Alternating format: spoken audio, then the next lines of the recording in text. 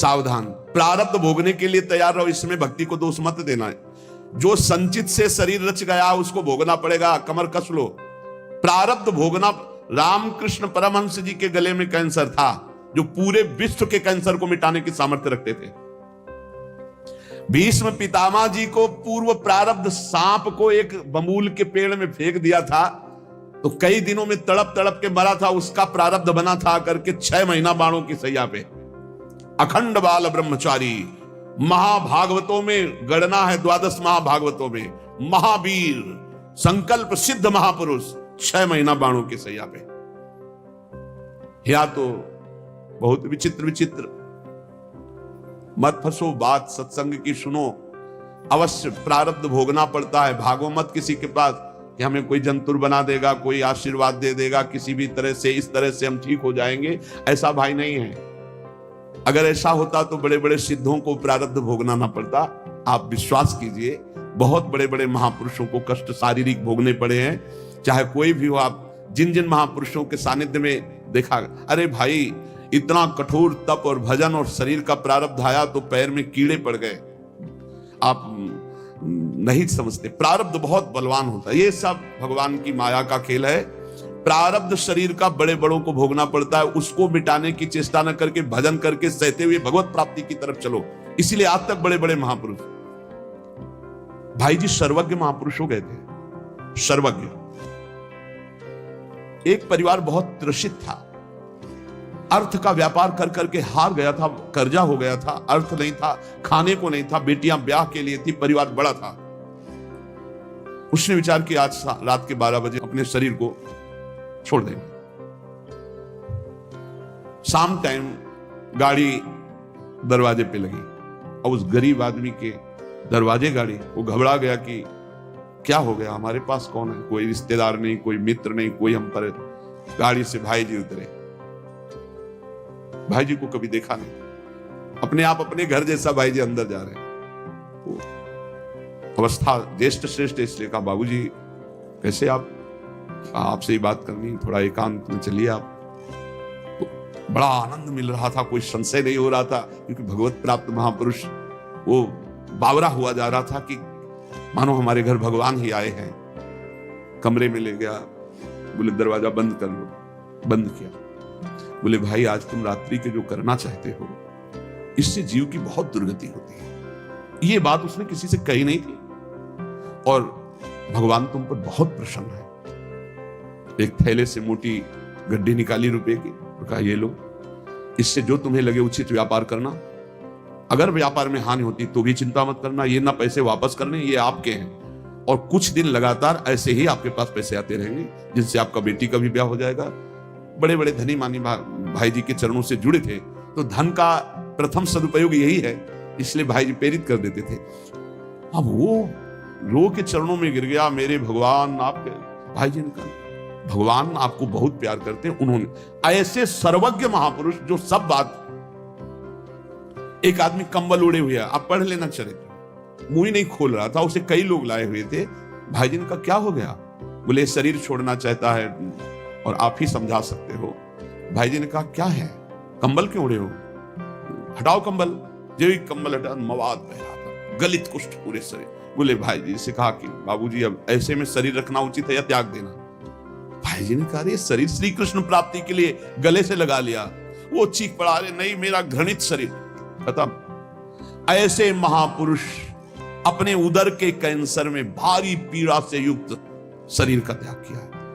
आप सोचो, जो चुटकी बजाते भजन बल से प्रारब्ध नष्ट कर सकते हैं अपने ऊपर लेकर के, प्रारब्ध बड़े बड़ों को भोगना पड़ता है। भीष्म पितामह के रोम रोम में बाण लगे थे, शरीर में 2 अंगुल जगह भी नहीं बची थी जहां बाण ना लगा हो। इतने बाणों से विद्ध होने पर भी वो हर समय श्री कृष्ण सुमिरन कर रहे थे। वृंदावन में रामकृष्ण दास जी बड़े भारी महात्मा थे, उनको भी कैंसर हो गया। प्रारब्ध के भोग भोगने पड़ते हैं। प्रारब्ध के भोग में यदि दृष्टि बदल सकती है तो कोई संत महात्मा पहुंचा हुआ उसे मिटा सकता है। वो भी मिटाते क्या है, सब समेट के अपने ऊपर ले लेते हैं। आप सच्ची मानिए, संतों की कृपा हम कैसे, आपने कई बार सत्संग में सुना होगा, अपने ऊपर प्रारब्ध लेकर अपने पैर को कटवा दिया, लेकिन एक गरीब आदमी के कैंसर को अपने ऊपर लेकर मिटा दिया। ऐसे तो बहुत से संतों के चरित्र देखे गए। हम लोगों को चाहिए कि प्रारब्ध मिटाने की कोशिश न करके भजन करके भगवत प्राप्ति की चाह करें। भगवान सबके मन में ही बैठे हुए देख रहे हैं। मन से ही दुख सुख होता है। जब आप भजन करेंगे तो प्रारब्ध का आपको दुख नहीं होगा, भोगने में बड़ा आनंद आएगा। भला दुख भोगने में आनंद आता है, लेकिन आनंद आता है कब? जब मन भगवान से जुड़ा होता है। आप ये समझ लीजिए, दुख भोगने में बड़ा आनंद आता है जब मन भगवान से जुड़ा होता है। मन में भगवान बैठ जाते, आनंद ही आनंद। प्रारब्ध का भोग 3 प्रकार से होता है, एक स्वेच्छा से, एक अनिच्छा से और एक परेच्छा से। हमारे मन में हमारा प्रारब्ध भोग प्रेरणा करता है और हम कुछ अपने साथ गलत कर बैठते हैं।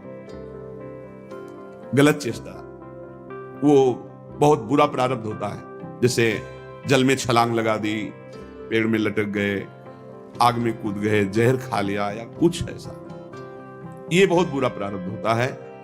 इससे बचना असंभव सा है। अगर उसके पहले सत्संग मिल जाए, कोई संत कृपा कर दे, भाव बदल जाए, तो बहुत से लोग हैं जो अपने भावों को बदल चुके सत्संग से। नहीं तो ये जो पहला है स्वेच्छा से, ये बहुत खतरनाक, क्योंकि कोई जान ही नहीं पाता कि उसके अंदर चल क्या रहा है और वो खतरनाक प्रारब्ध उसको नष्ट कर देता है। स्वेच्छा, जानबूझ करके अपने शरीर को नष्ट करना, बहुत बुरा प्रारब्ध होता है, बहुत बुरा प्रारब्ध होता है। स्वेच्छाकृत प्रारब्ध बहुत भयानक होता है।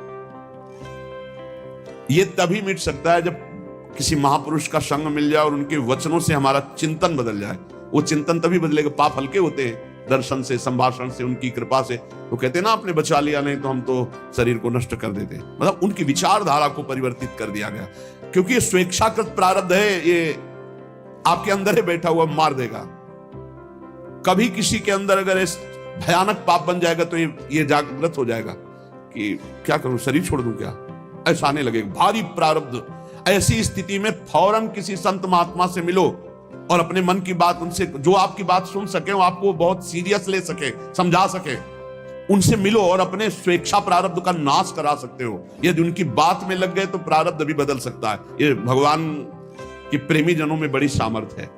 ये स्वेच्छाकृत प्रारब्ध बड़ा भयावना होता है। बहुत सुविधाएं सब हैं, कोई बात एकदम मन में लगी, इतनी विपरीत होती चली गई, तो वो प्रारब्ध भोग आपको वैसे ही प्रेरित करता चला गया, ऐसा स्वेच्छाकृत। और एक होता है अनिच्छाकृत। अब वो छलांग लगाई थी कूद करके जल में, और उसको पता नहीं था जहां छलांग लगाई ऊपर से नीचे 2-3 हाथ के नीचे उस सीमेंट की बहुत बड़ी बांध थी, वो सीधे 50 हाथ ऊपर से कूदा, खोपड़ी के बल से खोपड़ी पट्टी मर गई। यद्यपि उसकी इच्छा नहीं थी, प्रारब्ध ने मार दिया। अनिच्छा प्रारब्ध, आप जा रहे हैं, अचानक पैर फिसला, मुंह के बल गिरे, अचानक पैर फिसला, हाथ पैर टूट गए, आप चाह नहीं रहे। ये एक है चाह वाला स्वेच्छा प्रारब्ध, और एक है ये अनिच्छा प्रारब्ध। अनिच्छा प्रारब्ध संयोग बना देता है। बाथरूम में गए, एकदम फिसल गया, एकदम गिरे, ऐसे नहीं, वहां तो जा रहे थे स्नान के लिए, लेकिन पैर फिसल गया। किसी कार्य के लिए, बड़े मंगल कार्य के लिए जा रहे, लेकिन अनिच्छा प्रारब्ध बहुत जोर का, ये भी होता है। प्रारब्ध तो प्रारब्ध है, अनिच्छा प्रारब्ध किसी की इच्छा नहीं, लेकिन संयोग आपके नष्ट करने का बन जाएगा, संयोग बन जाएगा। वो किसी व्यक्ति से भी हो सकता है। आप आराम से चले जा रहे हैं, उसको नींद आ गई और गाड़ी चढ़ा दी आपने, उसकी ना इच्छा है ना आपकी इच्छा है, अनिच्छा प्रारब्ध। अब 1 मिनट पहले वहां से निकल जाते तो जो ऊपर की बालकनी थी उनके ऊपर ना गिरती, मस्ती से आराम से जा रहे, ठीक समय पे बालकनी नीचे गिर के मर गए। बैठे चाय पी रहे, पेपर पढ़ रहे, पीछे की दीवार गिर गई। अनिच्छा प्रारब्ध बहुत तरह का होता है। अनिच्छा प्रारब्ध को मिटाने के लिए भी भगवद आराधना, संत संग, कई बार आपसे प्रार्थना की है अगर आप याद किए हो सत्संग में कि आप जब अपने घर से निकले तो 5 महाभागवतों का नाम जरूर ले लें, बिल्कुल आपका हर प्रारब्ध संयमित हो जाएगा। आप ध्यान रखना, भक्ति भक्त भगवंत गुरु चतुर नाम बपु एक, इनके पद बंधन के नासत विघ्न अनेक। हमारी हाथ जोड़ के प्रार्थना है कि इतना बड़ा विघ्न जिसे कोई विघ्न राज नहीं काट सकते, वो भक्तों का स्मरण काट सकता है। अजहू सोच विचार के गई भक्तन पद ओट, हरि कृपालु सब पाछली छमिए तेरी कोट। उचित समझो आप अगर तो अपने यहां जो श्रृंगार के बाद भक्त नामावली होती है, बहुत छोटा भी है और बहुत से संतों के नाम हो जाते हैं। अब जैसे ध्रुवदास जी के है तो काफी बड़ी है, अगर ऐसा भी ना हो तो 10-5 महापुरुषों के नाम याद कर लो। तो जब आप घर से निकलो तो पहले उनके स्मरण कर लो। हरिवंश महाप्रभु की जय, स्वामी हरिदास जी महाराज की जय, हरिराम व्यास जी की जय, हरिव्यास देवाचार्य जी की जय, नागरीदास जी की जय, सेवक जी महाराज की जय, ध्रुवदास जी, जो संत याद आवे, कबीरदास जी महाराज की जय, रहीमदास जी महाराज की जय। सब भगवान में लगे हुए प्रेमी जन जी हैं, जितने भी भक्तों की याद आवे आप पक्का समझ लो, जब आपको भय का अवसर लगे हमारी प्रार्थना मान लेना, भक्तों का नाम स्मरण करने लगना। आप देख लेना, चमत्कार देख लेना। इनके पद बंधन के नासत विघ्न अनेक, अजहू सोच विचार के गई भक्तन पदोट, हरि कृपालु सब पाछली छमे तेरी। बड़े बड़े संकटों को, प्रारब्धों को ऐसे भक्ति स्मरण नष्ट कर देगा।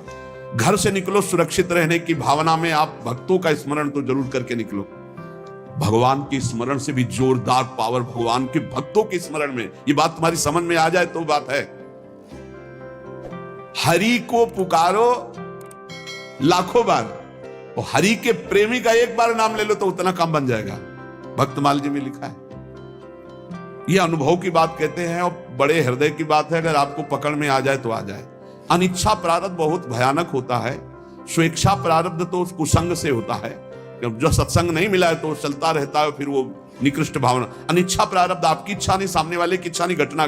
भक्त चिंतन, जब घर से निकलो तो 5 भक्तों का कम से कम स्मरण। ये बिहारी जी के सामने हमको भक्तमाली जी ने बताया था। ऐसे बिहारी जी तो हमने उस दिन यही समझा कि बाकी बिहारी जी हमें उपदेश कर रहे हैं। दर्शन हो रहे थे, पास में आके खड़े हुए बोले, बाबा दंडोत। बाबा अगर 5 भक्तों का रोज स्मरण कर ले तो 24 घंटा सुरक्षित रहेगा, उसमें कोई विघ्न नहीं आएगा। आप पकड़ा कि बिहारी जी बात कर रहे हैं, बिहारी जी हमें उपदेश दिला रहे हैं। देखो, आंख खुलते ही गुरुदेव भगवान, आंख खुलते सबसे पहले गुरुदेव भगवान को नमन, फिर जो स्वाभाविक चिंतन चलता है, अभी जे भी टहलने के लिए बस शुरू। प्रहलाद नारद पराशर पुंडरीक व्यास अम्बरीश सुख सौनक भीष्म दालव्यान रुक्मांगद अर्जुन वशिष्ठ विभीषण आदीन पुण्यानि मानि परम भागवतान ईश्वरामि वाल्मीकि सनकासन नंतरुर व्यासो वशिष्ठो भृगुर जावालिर जमदग्नि कच्छ जनको गर्गोंगिरा गौतमा मानधाता ऋतुपर्ण वैन्य सगुरो धन्यो दिलीपो नलहा पुण्यो धर्म सुतो ययाति नवसु कुर्वन्तु मंगल हमसो इन साधुन सो पंग। शुरू भक्तों का नाम पहले मान लो। अगर ये बात मान लोगे तो जान जाओगे, जीत जाओगे। जिसने भक्तों की ओट ले ली, भगवान सर्व मंगल कर देते। हमारी प्रार्थना मान लेना। अरे कुछ नहीं याद है तो ऐसे तो बोल सकते हो, प्रहलाद जी की जय हो, नारद जी की जय हो, ध्रुव जी की जय हो, ऐसे तो बोल सकते हो। ज्यादा नहीं याद है तो अभी वर्तमान के संतों को, संतों में कोई छोटा बड़ा नहीं होता। शालिग्राम की बट्टियां सब बराबर होती, तुलसी जी का पौधा सब बराबर होता है, चाहे छोटा हो चाहे बड़ा हो। ऐसे भगवान के सब भक्त समान होते हैं। ये जो परेच्छा का प्रारब्ध है, ये आता है कि जैसे हमने पूर्व जन्म में किसी को अपमानित किया, गाली दी है, दुख दिया है, पाप कर्म, वो हमको आके बिना हमारे किसी उपद्रव के वो आके गाली देगा, वो हमारी निंदा करेगा, वो बेमतलब, हमारा उससे कोई मतलब नहीं, पर वो परीक्षा का प्रारब्ध है। इसे भोगना सीखे, इसे मिटाना ना चाहे। परीक्षा का प्रारब्ध, बेमतलब वो बैर कर लेगा, बेमतलब आपकी निंदा करेगा, बेमतलब अपराध, तो शांत भाव से सह जाओ, इसे सहना सीखो।